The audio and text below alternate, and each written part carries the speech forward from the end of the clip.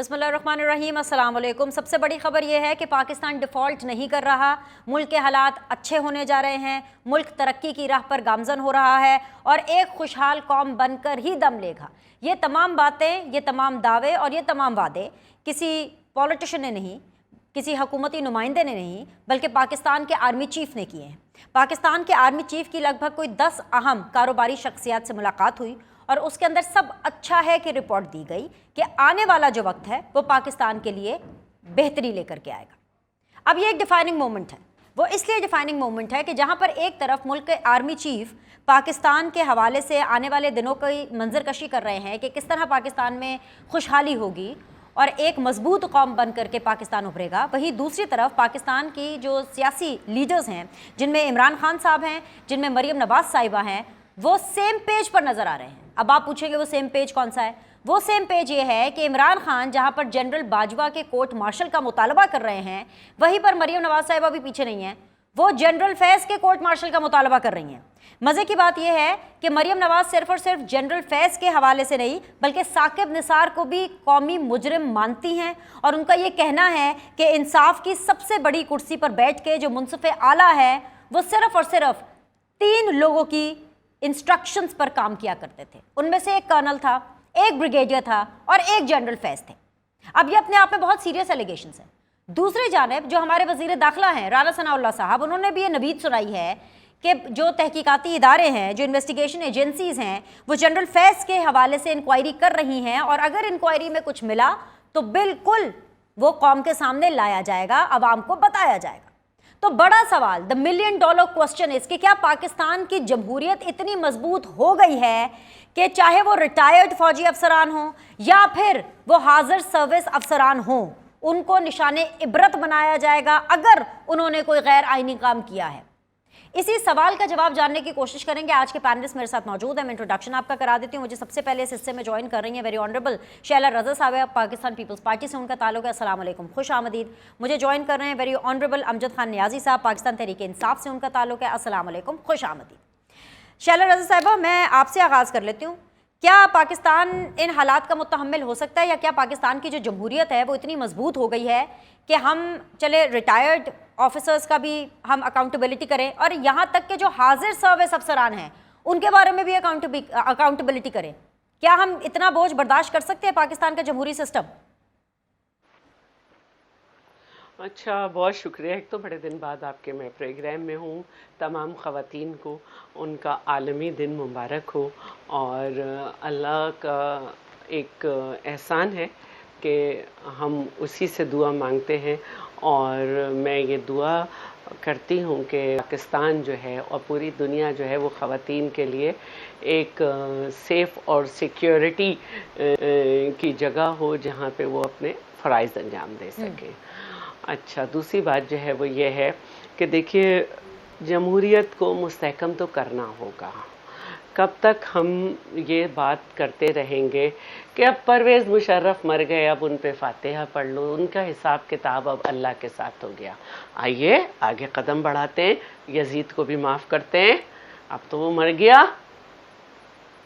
तो मेरा ये कहना है कि कम से कम नहीं कर सकते तो आवाज़ तो बुलंद करनी होगी। कब तक इलेक्टेड वज़ीर आज़मों को जो है अदालतों से हटाया जाएगा? कब तक चीफ जस्टिसेस जो हैं वो रिटायर होने के बाद कभी शहीद जुल्फ़िकार अली भुट्टो के लिए रोएंगे, बाहर जाके किताबें लिखेंगे, कभी मोहतरमा की हुकूमत को गिराने के बाद कहेंगे कि आपकी हुकूमत को गलत गिराया गया, लेकिन अब चूँकि इलेक्शन का माहौल बन गया है तो ठीक है इलेक्शन हो जाएं। कब तक जजेस जो हैं वो इस तरह से करते रहेंगे? तो जब वो इस तरह की बात करते हैं, जब वो अपना इंसाफ का काम नहीं करते, जब वो कानून खुद लिखने लगते हैं, जब वो एक छोटी अदालत के ज़ेरे क्या कहेंगे, ज़ेरे हम ये कहते हैं कि उसमें चलते हुए मुकदमे को खुद उठा के उसके अलावा फ़ैसले देने लगेंगे, जब वो बड़ों के लिए दूसरा कानून करेंगे, ताकतवरों के लिए दूसरा कानून करेंगे और एक आम आदमी के लिए दूसरा करेंगे, तो फिर तो साहब सभी इस पे बात तो करेंगे ना। जिनके लिए सहूलतकारी हो रही है वो भी यही भाषण देंगे कि कानून सबके लिए बराबर हो। तो बात तो करनी चाहिए। अब सिस्टम में से हमें किक पड़े या कुछ हो, हमारे लीडर्स की जान ली जाए या हमें उठा के फेंक दिया शैला जाए। बीबी, आप तो हुकूमत में है, डबल हुकूमत में है, फेडरल की भी हुकूमत में है, सिंध की भी हुकूमत में। इस पे अमल होगा या फिर ये एक दीवाने का ख्वाब है कि हम साबिका आर्मी चीफ पर, साबिका DGISI के ऊपर हम कोई कार्रवाई होते हुए देखेंगे? कार्रवाई तो छोड़ें, क्या तहकीकात भी होती हुई आपको दिखाई दे रही हैं? Very quickly.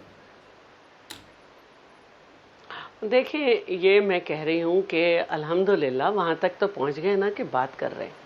अच्छा, यहाँ तक तो पहुँच गए कि इदारे ने कहा हम अपने आप को एपॉलिटिकल कर रहे हैं। यहाँ तक तो पहुँच गए ना कि एक साबिक जज ने कह दिया कि क्या क्या उससे कराया गया। तो इंशाल्लाह जो और भी मसाइल आ रहे हैं और माहिर क़वानीन ये कह रहे हैं कि सहूलतकारी हो रही है या ये गलत हुआ है या कानून बनाना जो है वो पार्लियामेंट की जिम्मेदारी है, रीराइट कोई और इदारा नहीं कर सकता। तो यहाँ तक तो आ गए ना, तो इंशाल्लाह ये भी कहेंगे। उम्मीद पर दुनिया कायम है और आपको भी हैप्पी वुमेन्स डे। अब मैं ज़रा आगे बढ़ती हूँ, ज़रा मर्द हजरात की तरफ बढ़ती हूँ। अमजद खान नियाजी साहब, अस्सलाम वालेकुम, बहुत बहुत शुक्रिया ज्वाइन करने के लिए।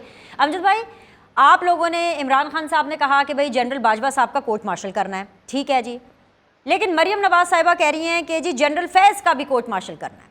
वो तो उनका कोर्ट मार्शल मांग रही हैं। मुझे सिर्फ सादा सा सवाल आपसे पूछना है, जस्ट एज ए स्टार्टर, आपको तो कोई एतराज़ नहीं है ना कि अगर मरियम नवाज कह रही हैं कि हमें जनरल फैज़ का कोर्ट मार्शल चाहिए, आपको कोई प्रॉब्लम तो नहीं हो रही ना, दिक्कत तो नहीं है इस मांग से? बिस्मिल्लाहिर्रहमानिर्रहीम।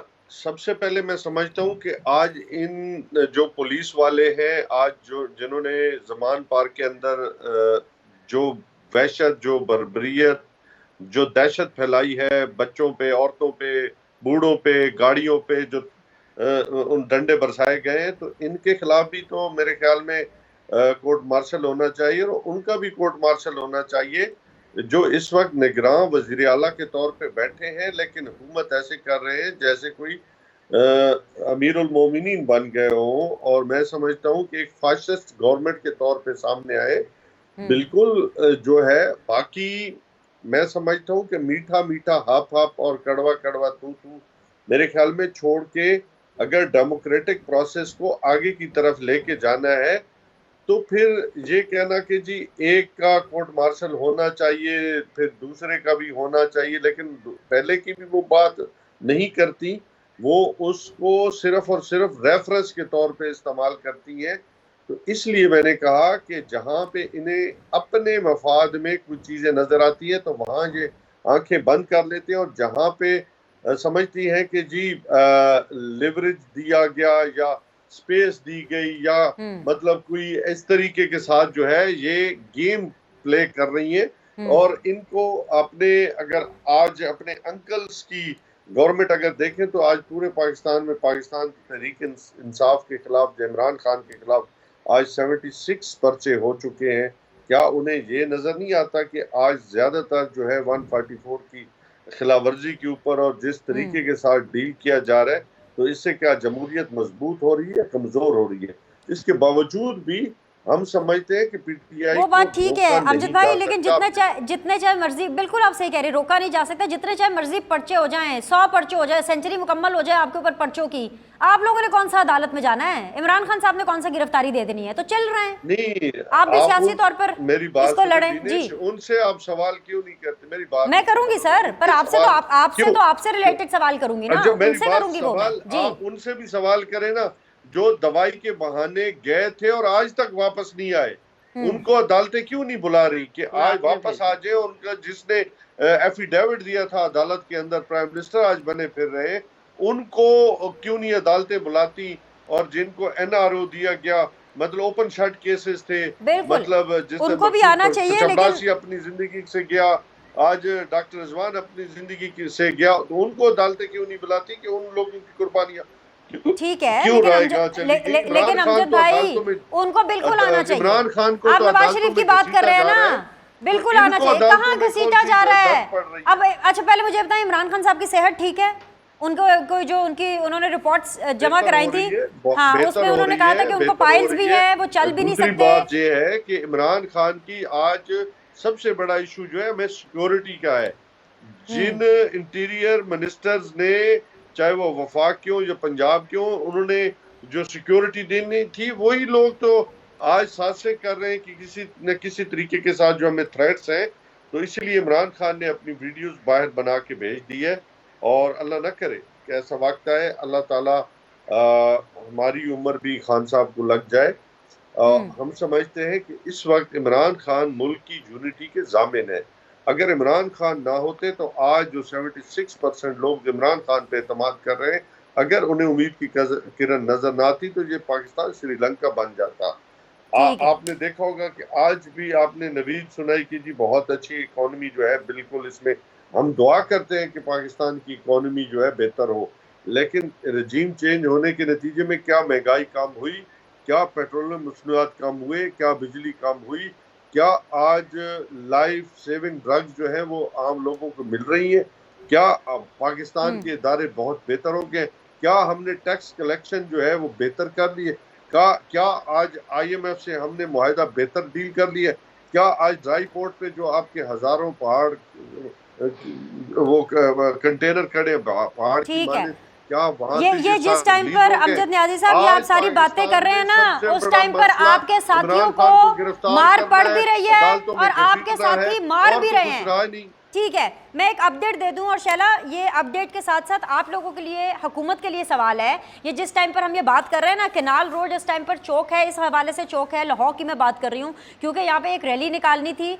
जमान पार्क के इर्द गिर्द ब्लॉकेजेस लगी हुई हैं और वहाँ पर कारकुनान को पुलिस मार रही है और कारकुनान जो है वो पुलिस को मार रहे हैं।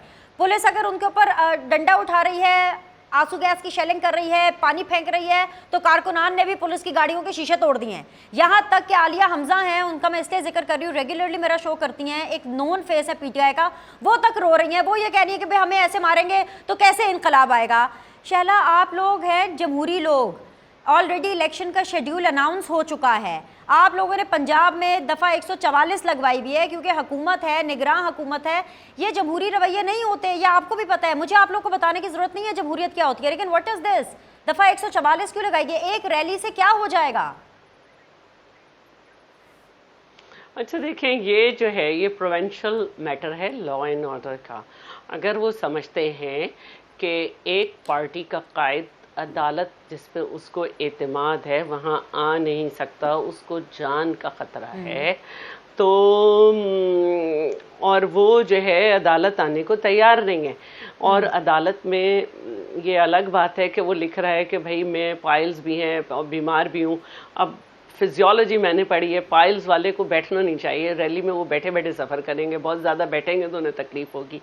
तो टांग भी तो खराब है ना शैला अगर दीदी, उनकी जान को ख़तरा है, टांग भी तो और खराब है, टांग खड़े में भी भी नहीं हो तकलीफ होगी सकते। एक ही डायरेक्शन में, चल नहीं सकते, खड़े भी नहीं हो सकते, तो ये तो एक अलग मैटर है। लेकिन अगर एक आदमी को इतना खतरा है कि अपने हजारों लोगों की मौजूदगी में, और तो कोई नहीं था ना कि पीपल्स पार्टी का कोई बंदा हो, PMLN का कोई बंदा हो, वो कह रहे हैं मैं इनसिक्योर हूँ, तो वही लोग तो अभी अतराफ में हैं। अगर वो पुलिस के हाथ नरगे में जाएं, पुलिस बड़े बड़े कातिलों को, जिन्होंने पता नहीं कितने कितने कत्ल किए होते हैं, उन्हें ले जाती है और सेफली जेल पहुंचा देती है, तो नहीं होगा कुछ। कभी कभार कुछ हो भी जाता है, लेकिन वो समझ रहे हैं कि उनका ज़माना है कि बैत वो जो है कौन सा अब तो इनके ज़माने में एक बड़ा तालिब है एहसानुल्लाह एहसान, जो है वो भाग जाएगा जेल से, बन्नू जेल तोड़ के इन भाग जाएंगे सारे।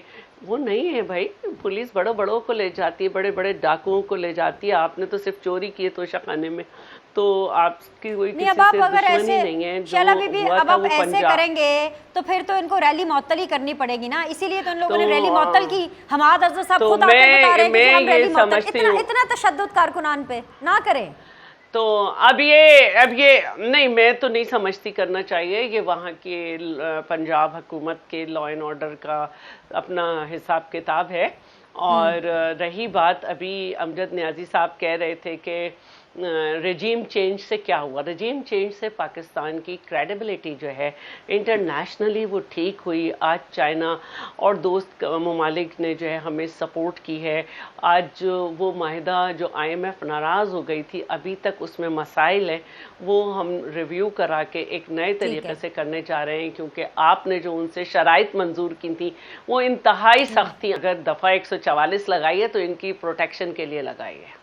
ठीक है, मुझे एक ब्रेक लेना है, ब्रेक के बाद वापस आएंगे। और भी बहुत से मामला हैं जो अंडर डिस्कशन लाने हैं आज की सीधी बात में। एक छोटा सा ब्रेक, विल बी बैक।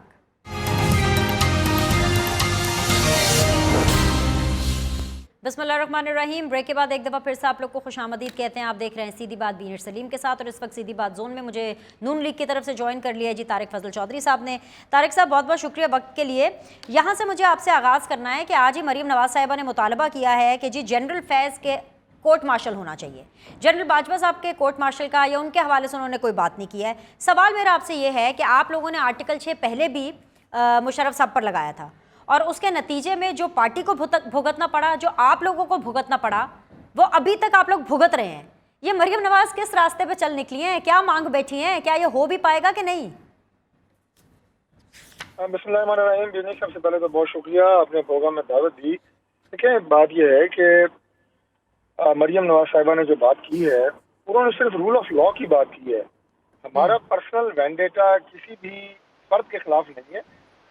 बात उन्होंने सिर्फ ये की है कि अगर कोई भी शख्स, अगर वो दौरान सर्विस, चाहे वो अदलिया में हो, चाहे वो सिविल में हो, चाहे वो जैसे आपने कहा, अभी नाम लिया आपने जनरल फैज का, अगर वो अपने आइन में दिए गए जो इख्तियारात हैं, अगर उनसे तजावुज़ करेगा तो उसका आप ये कहें कि मुहासबा होना चाहिए।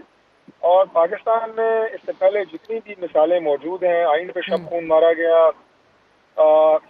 सिविल मार्शल लॉ रहा, बहुत सारी और ऐसी आपको मिसालें मिलती हैं। पार्लियामेंट को बेतौकीर किया गया, आइनी इदारों को मस्क किया गया। तो रूल ऑफ लॉ तभी होगा जब आइन की बालादस्ती होगी। मेरा तो ख्याल है कि इसके ऊपर किसी भी फर्द का ना तो कोई दो राय हैं और ना ही कोई इस बात से इनकार कर सकता है कि मुल्क तभी सही ट्रैक पे चलेगा जब पाकिस्तान में आइन की सरबुलंदी और आइन की बालादस्ती होगी। तो कुछ बात की बात किसी जगह पे भी नहीं है। और सबसे बड़ी बात यह कि इतनी तकालीफ मुस्लिम लीग नून की लीडरशिप ने उठाई। राना सनाउल्लाह साहब को देखें, उन पे हमारे सियासी मुखालिफिन भी इस बात को मानते हैं कि उनके खिलाफ झूठा मुकदमा बनाया गया हीरोइन डाल के। आज वो वज़ीर दाखिला है, लेकिन क्या उन्होंने किसी को जाती इंतकाम का निशाना बनाया? बिल्कुल भी नहीं। इसी तरह मियां नवाज शरीफ साहब को मुल्क बदर किया गया, वो 10 साल पाकिस्तान से बाहर रहे, उसके बाद वो आए, पाकिस्तान के वज़ीर आज़म बने। क्या उन्होंने किसी को जाती इंतकाम का निशाना बनाया? बिल्कुल भी नहीं। तो आज भी पाकिस्तान मुस्लिम लीग नून की जो लीडरशिप है, वो उनकी जात के खिलाफ जो चीज़ें की गई हैं, मोहतरमा मरियम नवाज शरीफ साहिबा को 2 दफ़ा बेगुनाह जेल में डाला गया, मियां नवाज शरीफ साहब को जो सजाएं दी गई, आज सब उन पर बात करते हैं कि नवाज शरीफ को उनके साथ ज्यादती हुई, उनके खिलाफ झूठे मुकदमात बनाए गए। और ये अदालतों से ही इंशाल्लाह आप देखेंगे कि वो सुरखरू भी होंगे। लेकिन हमने किसी से इंतकाम नहीं लिया।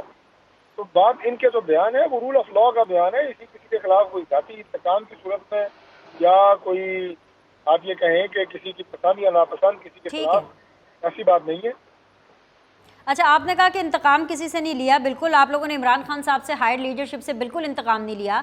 लेकिन आज जिस टाइम पर तारिक भाई मैं आपसे बात कर रही हूँ ना, उसी टाइम के ऊपर लाहौर में एक रैली थी, और उस रैली के अंदर ऐसी तैसी की गई है पाकिस्तान तहरीक इंसाफ के कारकुनों की। अच्छा, कारकुनों ने भी, क्योंकि वो पीटीआई के कारकुन हैं, उन्होंने ये शो किया कि वो पीटीआई के कारकुन हैं, उन्होंने भी पुलिस को ठीक ठाक मारा है। अल्टीमेटली इस रैली को मुअत्तल किया गया, इस रैली को रोका गया। मैं सिर्फ आपसे ये पूछना चाहती हूँ कि इलेक्शन का स्केड्यूल आ गया है, दफ़ा 144 लगा दी, अभी इलेक्शन के हवाले से कैंपेनिंग तो करनी है। ये किस तरह का तर्ज है कि पंजाब के अंदर अगर एक रैली निकालनी ही है, पीटीआई ने अगर डिसाइड कर लिया एक रैली निकालनी है, आप लोग उसके ऊपर क्रैकडाउन करवा रहे हैं? ये तो जमहूरी रवैया नहीं है। एक तरफ आप रूल ऑफ लॉ की बात कर रहे हैं, दूसरी तरफ आप इस तरह से कारकुनान को मार रहे हैं। देखिए, किसी भी पार्टी के कारकुनान को मारना बिल्कुल गलत है। मैं बिल्कुल इसको ये नहीं कहूँगा कि ये बहुत अच्छी चीज़ है। ठीक है। और दूसरी बात ये है कि पाकिस्तान तहरीक इंसाफ की जो रैलीज है, इससे पहले पूरे मुल्क में निकलती रही हैं। वो तो पूरे शहर बंद करते रहे हैं और मोटरवेज पे रैलीज निकालते रहे हैं। तो मेरा नहीं ख्याल कि उनकी रैली को भी किसी सियासी नजरिए की बुनियाद पे या किसी सियासी मसलियत के तहत कोई भी रोकने की कोशिश करेगा। पंजाब में इस वक्त निगरान हुकूमत मौजूद है और अगर वहाँ पे कोई लॉ एंड ऑर्डर की सिचुएशन है जो कि सूबाई हुकूमत समझती है इस वक्त मुतामिल नहीं हो सकते आप किसी ऐसी गैदरिंग के, खुदा न खास्ता वहाँ पे कोई इस तरह का खतरा हो, ये सारी मालूमात सूबाई हुकूमत के पास होती हैं, उनके पास इंटेलिजेंस इंफॉर्मेशन होती है। उसकी बुनियाद के ऊपर अगर सूबाई हुकूमत को कार्रवाई कर रही है तो इससे मेरा ख्याल है कि ना तो आप मुस्लिम लीग नून के खाते में डाल सकते हैं और ना हम इसकी जिम्मेदारी लेंगे। ठीक है, बस जाते जाते ये भी बता दीजिएगा, फिर मुझे आगे पैनलिस्ट की तरफ बाकी भी बढ़ना है। ये जो इंतखाबात का स्केड्यूल आया है, आप लोगों ने इसमें पार्टिसिपेट करना है कि आप बायकॉट कर रहे हैं? और अगर पार्टिसिपेट कर रहे हैं तो ऑफ कोर्स आप इस पूरे प्रोसेस का हिस्सा बनेंगे। कागजात नामजदगी जमा कराने के लिए अगले 3-4 दिन का आपके पास वक्त है, तो आपकी क्या प्लानिंग है नून लीग की? पाकिस्तान मुस्लिम लीग नून बिल्कुल इंतखाबात के लिए तैयार है और हम बिल्कुल कोई बाइकआउट नहीं कर रहे। हम इंतखाबात का हिस्सा बनेंगे और हम इंशाल्लाह ताला इलेक्शन लड़ेंगे और पूरी तैयारी से लड़ेंगे इंशाल्लाह। ठीक है अमजद नियाज़ी साहब, मरियम नवाज साहिबा एक और चीज़ भी फरमा रही हैं। वो ये कह रही हैं कि सिर्फ जनरल फैज़ ही नहीं, जो साकिब निसार साहब हैं वो भी पपेट हैं और वो 3 लोगों के कंट्रोल में थे। एक्चुअली बॉस जो है वो जनरल फैज़ थे और उनके अंडर एक कर्नल और एक ब्रिगेडियर आते थे और वो सारी इंस्ट्रक्शंस जो हैं साकिब निसार साहब को दिया करते थे और इस तरह साकिब निसार साहब फैसले करते थे अगेंस्ट पाकिस्तान मुस्लिम लीग नून। अब साकिब निसार साहब ने खुद ये क्लेम किया है कि भाई इमरान खान साहब ने व्हाट्सएप के ऊपर उनसे मदद मांगी, उनसे रब्ता किया, लेकिन मना कर दिया साकिब निसार साहब ने उनकी किसी किस्म की मदद करने से। ये किस तरह का जमहूरी रवैया हो गया नियाज़ी साहब? दोनों चीज़ों के ऊपर बिल आपके ऊपर फटता है। अगर साकिब निसार साहब किसी के अंडर प्रेशर थे और बात मान रहे थे तब हुकूमत आपकी थी, और अगर हुकूमत के बाद भी इमरान खान साहब ने मदद मांगी साकिब निसार साहब से तो फिर तो PMLN के बयानियों को तकवीयत मिल जाती है। बीनेश, पहले तो मैं ये कहना चाहूंगा कि मुआहदा बिल्कुल IMF से हमने किया था, लेकिन अल्हम्दुलिल्लाह हमने रिकॉर्ड जो है वो टैक्स कलेक्शन की थी और जिसकी बुनियाद पे हमने लोगों को रिलीफ भी दिया था। और हमने 2022 के अंदर जब हमारी हुकूमत थी उसके जाने के बाद इन्होंने सर्वे ऑफ पाकिस्तान के जो था वो अपना बताया नेशनल असम्बली के अंदर कि पाकिस्तान तहरीक इंसाफ की हुकूमत में हम 6% GDP ग्रोथ रेट दे रहे थे। तो इसका मतलब है, और तमाम जो इंटरनेशनल इदारे थे, उस चाहे फिंच था, P&G था, इकोनॉमिस्ट थे या दूसरे मूडीज था, वो सब जो है पाकिस्तान को पॉजिटिव में लेके चल रहे थे। तो अल्हम्दुलिल्लाह हमारे दौर में तो इकोनॉमी बहुत राइट ट्रैक पे थी और तमाम इंडस्ट्री अपने बूम पे थी, एक्सपोर्ट जा रही थी, इंपोर्ट हमने कम की थी और इवन आपका सर्कुलर जो डेट था वो भी कम होना शुरू हो गया था। दूसरी बात अभी आपने एक बड़ी की है, फिर मुझे माजी में इसलिए मुझे जाना पड़ता है कि वो दिन भी आज मुझे इस पाकिस्तान की तारीख में एक काले दिन के साथ याद रखा जाएगा कि जब एक चीफ जस्टिस को कुर्सियों से उठा के बाहर फेंका गया था और कारकुनों ने फेंका था और जिस तरीके के साथ उसके साथी जजों ने को खरीदा गया था तारड़ साहब ने और एक नया बेंच बना के उनको फारिग किया गया था, वो भी तारीख का हिस्सा है। बातें आपकी बिल्कुल ठीक हैं, लेकिन सर आपको फौरन इतनी टेंशन और इतनी तकलीफ हो जाती है, आप थोड़ी देर में ही छुई मुई से बन जाते हैं। अगर आप सियासी कारकुनान हैं, अगर आप पॉलिटिशियन हैं, तो उसके लिए जेलें भी भुगतनी पड़ती हैं, मारे भी खानी पड़ती हैं। आज जरा सा प्रेशर 144 का हुआ, जरा सा प्रेशर पुलिस ने दिया, आप लोगों ने तो पूरी तहरीक ही मुअत्तल कर दी। मतलब थोड़ी सी हिम्मत तो आप भी दिखाएं ना। बीनेश, पहली बात ये है कि ना हम छुई मुई हैं, हम गोलियां खा के मैदान में बैठे हैं। गीदड़ तो वो है सर नहीं बैठे ना मैदान में, जमान पाक में है। मैदान में कहाँ है सर? आप लोग तो अदालत नहीं जा रहे। अच्छा जी, गोलियां बरसी, डंडे बरसे, जेलें हम खा रहे हैं, अपना जेलों की सख्तियां बर्दाश्त कर रहे हैं, हमें पकड़ा जा रहा है, मारा जा रहा है। लेकिन अगर 25 मई के वाकयात से लेके आज तक अपने तमाम अदवार की फोटेज उठा के देखे, सर फाड़े गए, लोगों को शहीद किया गया, तो आप अभी तक इस गलतफहमी में का शिकार है कि जी हम पीछे हट जाते हैं। हम पीछे नहीं हटते। हम कौम के मफाद में हम तसादुम नहीं चाहते थे, आज भी हम तसादुम की तरफ नहीं गए। हमने चूंकि ये जानबूझ के ये कर रहे थे कि पाकिस्तान तहरीक इंसाफ ना करें अमजद भाई, ये क्योंकि गलत लोग बात हमारे नहीं बन रही, इमोशनल ये आप ना गलत करें तरफ ना, जा रहे विदेश हैं। अभी 10-10 बंदे दिन की को जो जेल है फेवर आप उसका इतनी मुकाबला भी 200 PMLN जेल की को तरफ फेवर करें। ना दो ना अरे कि नहीं, थोड़ी सी पीएमएलएन की फेवर की बात नहीं कर रही। 2 पेशियां इमरान खान साहब की, थोड़ी 200 पेशियां नवाज शरीफ की, थोड़ी 4000 दिन आसिफ अली जरदारी जेल में रहे। आप लोग तो सिर्फ 10 दिन जेल में रहे। इमरान खान साहब कितनी देर जेल में रहे? मुझे बताए ना कौन सी उन्होंने कोई नेकी की थी जो खाना काबा में वो बैठ के आपने कौन सा बड़ा गुनाह नहीं किया? मियां साहब कौन सा, मियां साहब ने जेल भक्ति कौन सा उन्होंने कोई अल्लाह माफ करे सजदे पे गिरे पड़े थे और वहां से उठा के लाए, या उनके रूल ऑफ लॉ का मसला था। अमजद भाई मुझे आपका पता है, मुझे सिर्फ आपका पता है कि अगर आप जेल गए तो आपने जेल काट लेनी है, इमरान खान साहब से नहीं काटी जानी। मुझे एक ब्रेक लेना है, ब्रेक के बाद वापस आइए। मेरा भाई है, आप इमरान को मुझसे ज्यादा वो तगड़ा है और इमरान खान जितने मजबूत आसाब का मालिक है मैंने दुनिया में बहुत कम लोग देखे हैं। चलिए तो आप मुझे ब्रेक लेनी है सर, ब्रेक लेनी है और मैंने मुबारकबाद भी देनी है आपको। मैं इस मुबारकबाद के साथ ब्रेक पर जाना चाहती हूँ कि पाकिस्तान तहरीक इंसाफ के बच्चे को हर घर में जहां पर पाकिस्तान तहरीक इंसाफ के वोटर और सपोर्टर हैं, उनकी दिल की गहराइयों से मैं आपको मुबारकबाद देती हूं कि अगर पीटीआई का पहला फेस इमरान खान साहब हैं तो दूसरा फेस यानी जो पीटीआई का जो दूसरा मेन फेस है प्रेसिडेंट का, वो परवेज इलाही साहब हैं। आप सब लोगों को बहुत बहुत मुबारक हो। एक छोटा सा ब्रेक, विल बी बैक।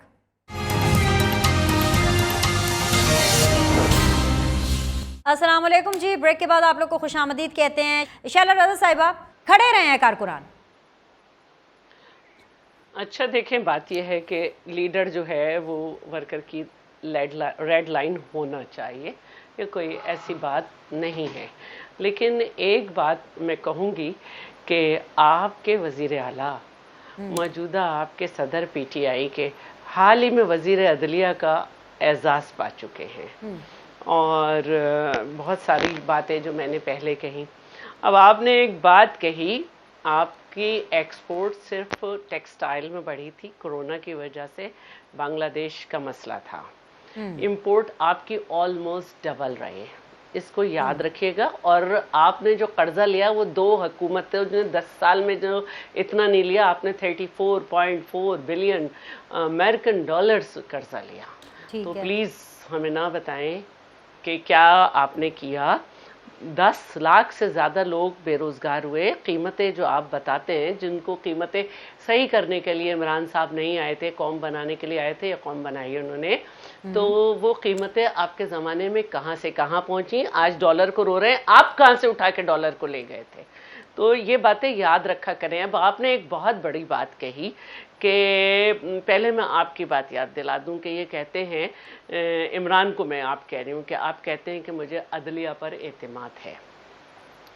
तो ये तो वो अदलिया है ना जो रिफाइंड कहलाती है, कि जिस पे कोई बोझ नहीं है। जरदारी साहब ने तो उस अदलिया के साथ 11.5 साल रहे और जेल में ज़बान काटी गई जो कि हमारे ख़िलाफ़ थी और वो साबित नहीं कर सकी। तो बराए करम ये गुनाह और सवाब जो है ना, ये थोड़ा सा इससे पीछे हटे। और सब जानते हैं कि वो सारे जो थे वो सियासी केस थे और तोशा खाना की तो बातें सामने आ चुकी हैं कि 2500 रुपये हीरे की कीमत लगा के आपने, आगे क्या क्या कहूँ। तो ये बातें ना करें तो बेहतर होगा। इनसे चंद बेवकूफ़ इन बातों में आ सकते हैं अगर सही लोगों को पता है, और इसीलिए इमरान जो है वो अदालत में नहीं जा रहे। हालांकि अपने भाषण में कहते थे जब हम पे कोई ऐसी बात आएगी तो हम कहेंगे एहतसाब हमारे घर से शुरू करो। और सिर्फ इसी में नहीं, अपने दौरे हुकूमत में भी पार्टी फंडिंग केस में नहीं गए। तो हमें मालूम है कि वो कितने ब्रेव, कितने ईमानदार और कितने अपने पाँव पे खड़े रहने वाले आदमी हैं। पहले भी वो दीवार कूद के भागे थे और अभी भी सब हाजिर हैं। आप लोग इंतखाबात में हिस्सा ले रहे हैं, इलेक्शन का स्केड्यूल आ चुका है, या बॉयकॉट करेंगे? मेरे ख्याल में कि कल जरदारी साहब बाहर निकले हैं और वहाँ वेहाड़ी भी गए और उन्होंने कहा भी है कि हम सियासी तौर पर मिनिमम एजेंडा पे ज़रूर यूनाइट हैं, लेकिन इलेक्शन इत्तेहाद नहीं करेंगे और इंशाल्लाह इलेक्शन लड़ेंगे।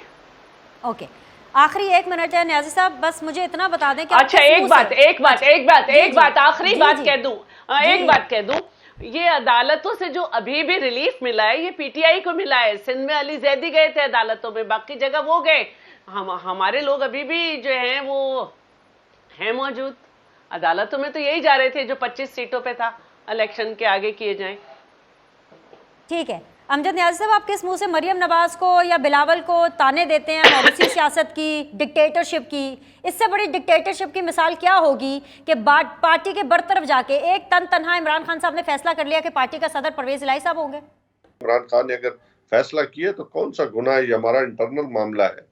किसी को अच्छा लगे या किसी को बुरा लगे, पीडीएम की जमातें जो पाकिस्तान डेकेड मूवमेंट है, उन्होंने तो पूरा पाकिस्तान खा लिया, तब भी उनका पार्टी के इंटरनल मामलात हैं, इसमें किसी को इतराज नहीं है और होना भी नहीं चाहिए, क्योंकि खान साहब का वजूद जो है, मैंने पहले तो कहा भाई, कि इस वक्त यूनिटी बिलावल का भी अपना मसला होता है पार्टी के अंदर, मरियम नवाज का भी अपना मसला होता है नून लीग के अंदर, तो इमरान खान साहब को क्या मसला है कि बिलावल किसको क्या ओहदा दे रहे हैं, मरियम किसको क्या ओहदा दे रही है? तो हमने तो कभी इतराज इमरान खान ने किया ना सर। आप अपने लीडर की बातों को नहीं गौर से सुनते। यहाँ तक एतराज हुआ कि मरियम नवाज के चीफ ऑर्गेनाइजर बनने पे आपने एतराज कर दिया। बिलावल के ऊपर आप पूरी जिंदगी एतराज करते रहे हैं कि एक पर्ची का चेयरमैन है, ये एतराज नहीं है तो क्या है? आपने लीडर की बातें सुना करें। न्याजी साहब जल्दी 30 सेकंड्स हैं, रिस्पॉन्ड कर दें या मैं आपकी हंसी पे ही शो खत्म कर दूं। पार्टी का मामला न्याजी साहब गोगी घर का को बुलवा मामला लें नहीं होता, ये कौम का मामला होता है। चले, पाकिस्तान के तूल अर्ज में खाक छानी है, उन्होंने तो बस बैठे सोने का अगेन पार्टी की मर्जी। न्याजी साहब छोड़ें, गोगी को बुलवा लें। हाँ, चलिए। तो ले आए ना, आपको अगर कोई है तो नैब में और ले जाए, मेरे लीडर की बात करें। बुलवा लें, आप बहुत बातें करते थे, लीडर से कहें बुलवा लें, एहतिसाब घर से शुरू करें। आपका कर लेते ना, आपको फिर तो डॉलर वो अली को खुद भी कहते बुलवाना। थे ना, मैं तो नहीं कह रही, वो चलिए खुद guys, कहते थे। शो का वक्त खत्म हो बुलवा गया। लें, अदालत ने भेजा है। आप तीनों को बहुत अदालत शुक्रिया ने भेजा, ज्वाइन बुलवा करने के लें। लिए। आप लोगों से कल मुलाकात करेंगे। Once again happy women's day, और आपसे कल मुलाकात करते हैं। अल्लाह हाफिज।